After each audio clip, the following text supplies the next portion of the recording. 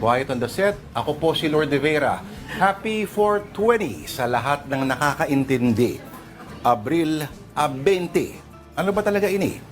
Oras sa hapon at opisyal na petsa ng pagsindi. An herb by any other name.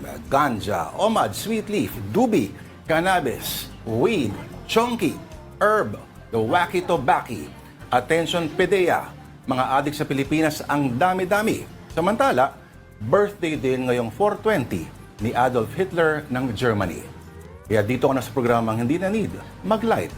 Natural high lang ang afternoon delight. Dito ka na sa programang bilang na bilang, hindi po ang kinikita, pero ang araw na talagang minamahal ang life. Ito na po ang afternoon delight.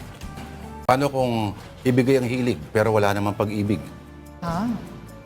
Iba yun. Itigil na ang pagdidilig. Mga kapatid, ako naman po si Lord de Vera.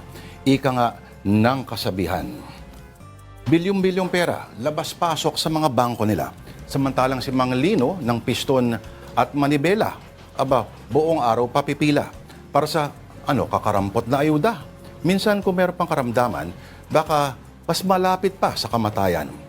Para sa yun talaga, 5,000 halaga.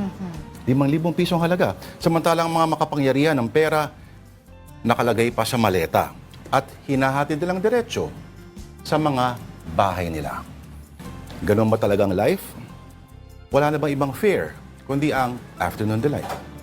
Hello, Denise Tan. Lord de Vera naman po ang aking pangalan. Ibigay daw ang hilig ng naislakbay ng daigdig. Buti pa sila, ang daloy ng pera ay parang tubig na iniigib. Di tulad kong alipin sa gigilid. Ang ipon ay laging tagilid. Ang biyahe, dyan lang, pa San Andres Bukid, sakay ng kuliglig. Ito daw ang programang laging swabe lang ang life. Ito na po ang Afternoon Delight.